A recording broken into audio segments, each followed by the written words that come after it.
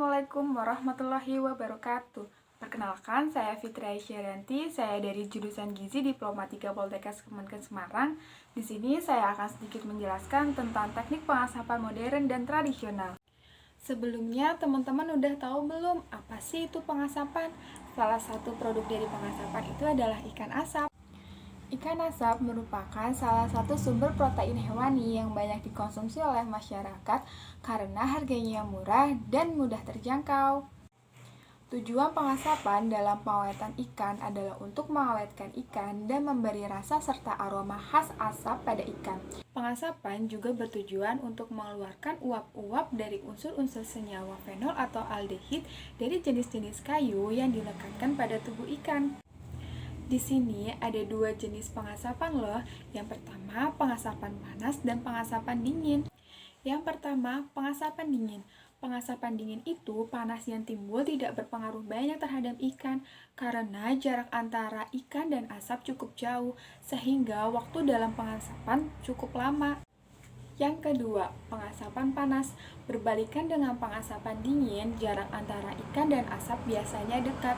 Maka dari itu dibutuhkan suhu yang cukup tinggi sehingga ikan yang diasap pun cepat matang. Di sini saya akan menjelaskan 5 jenis proses pengasapan. Yang pertama, ada pengasapan panas atau hot smoking. Pengasapan panas biasanya suhu yang digunakan berkisar 120 derajat sampai 140 derajat Celcius dalam waktu 2-4 jam. Produk yang dihasilkan dari pengasapan panas ini biasanya memiliki aroma yang sangat sedap dan daging yang lunak. Tetapi produk yang dihasilkan dari pengasapan ini tidak tahan lama, sehingga harus cepat-cepat dikonsumsi. Yang kedua, ada pengasapan hangat atau warm smoking. Pengasapan hangat ini biasanya suhu yang digunakan sekitar 30-90 derajat Celcius. Produk yang dihasilkan dari pengasapan hangat ini memiliki kadar air yang relatif tinggi sehingga mudah busuk. Jadi perlu disimpan dalam suhu rendah atau lemari es ya. Yang ketiga, ada pengasapan dingin atau cold smoking. Pengasapan dingin ini biasanya suhu yang digunakan tidak boleh mencapai 20-40 derajat Celcius dalam waktu 1-3 minggu. Biasanya produk yang dihasilkan dari pengasapan dingin ini disebut dengan ikan kayu karena tekstur ikan yang sangat keras seperti kayu. Tetapi produk pengasapan ini biasanya bisa bertahan lebih dari 1 bulan loh. Yang keempat, ada pengasapan cair atau liquid smoking. Metode dengan pengasapan ini, aroma asap yang didapatkan dari proses pengasapan tanpa dilalui melalui proses pengasapan loh. Jadi, metode ini menambahkan bahan pengasap ke dalam produk tersebut. Jadi, aroma asap didapatkan dari bahan pengasap tersebut. Yang kelima, ada pengasapan listrik atau electric smoking. Pengasapan dengan metode ini biasanya ikan yang diasapi sudah terpapar atau terkena paparan gelombang listrik atau gelombang elektromagnetik yang berbentuk corona yang telah disambungkan oleh tenaga listrik. Kira-kira apa aja sih yang dibutuhkan untuk peralatan pengasapan tradisional dan modern? Yuk kita bahas. Yang pertama, ada peralatan teknik pengasapan tradisional. Kira-kira apa aja sih peralatannya? Yuk kita bahas. Yang pertama itu ada gubuk pengasapan. Biasanya gubuk pengasapan itu berukuran 10 x 5 meter loh. Biasanya pengasapan dilakukan di dalam gubuk tersebut. Yang kedua ada drum pengasapan. Drum pengasapan ini biasanya terbuat dari drum bekas yang bersih yang dilengkapi dengan kaitan atau cantelan untuk ikan tersebut. Yang ketiga ada rumah pengasapan. Biasanya rumah pengasapan ini terbuat dari besi atau bingkaian kayu. Yang terakhir ada lemari asap. Biasanya ikan-ikan digantungkan pada palang-palang kayu yang telah dilekatkan di dalam rak lemari tersebut.